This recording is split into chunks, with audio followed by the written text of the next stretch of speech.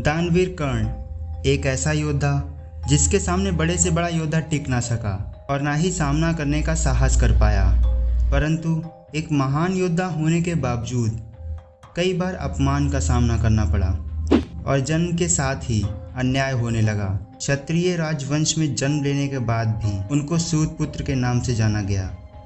लेकिन क्या आप जानते हैं, महाभारत में कर्ण की मृत्यु के बाद उनकी आत्मा पांडवों से मिलने आई थी।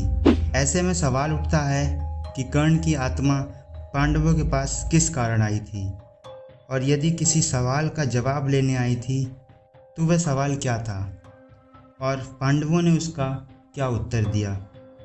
तो चलिए जानते हैं।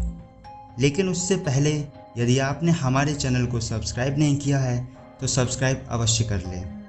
महाभारत का युद्ध 18 दिनों तक चला था और युद्ध के 17वें दिन कौरवों के सेनापति कर्ण वीरगति को प्राप्त हो गए थे। भीष्म पितामह और गुरु द्रोणाचार्य के वध के बाद कर्ण को कौरवों की सेना का नेतृत्व करने का अवसर मिला। यह अवसर पा लेने के बाद वह पांडवों की सेना में त्राहिमाम मचाते हुए आगे बढ़ रहा था और अपने सेनापति होने का पालन बखूबी निभा रहा था। सब कुछ कर्ण के पक्ष में चल रहा था। तभी उसके सामने स्वयं भगवान श्री कृष्ण और अर्जुन आ गए। युद्ध भूमि में कर्ण और अर्जुन का आमना सामना पहली बार हो रहा था। महाभारत के युग में सूर्यपुत्र कर्ण और शौरवीर अर्जुन दोनों सर्वश्रेष्ठ योद्धा थे। अब ऐसे में इन दोनों की भिड़ंत काफ़ी प्रलयकारी होनी थी, लेकिन भगवान परशुराम के दिए एक श्राप के कारण कर्ण उस समय सारी विद्या भूल गया और दैवीय अस्त्र शस्त्र चलाने का मंत्र भी भूल गया। इसी का फायदा उठाकर और भगवान श्री कृष्ण के आदेश अनुसार अर्जुन ने कर्ण का वध कर दिया। वहीं कर्ण की मृत्यु के बाद माता कुंती स्वयं को उनकी मौत का दोषी ठहराने लगी। तब श्री कृष्ण ने माता कुंती से कहा, कर्ण के जन्म से जुड़ा राज अब पांडवों को बता देना चाहिए।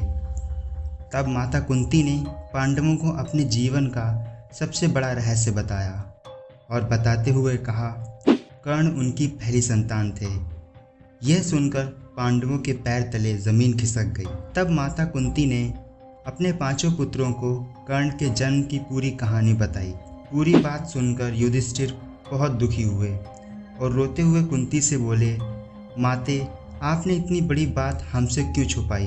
आपके कारण हमारे हाथों से हमारे बड़े भाई का वध हो गया। उसके बाद युधिष्ठिर को क्रोध आ गया और उन्होंने समस्त नारी जाति को एक श्राप दे दिया। युधिष्ठिर ने श्राप देते हुए कहा, मैं युधिष्ठिर संपूर्ण नारी जात को यह श्राप देता हूँ कि वह हृदय में कोई भी बात चाह कर भी छिपा नहीं पाएंगी, और यही श्राप आज भी स्त्रियों में कायम है।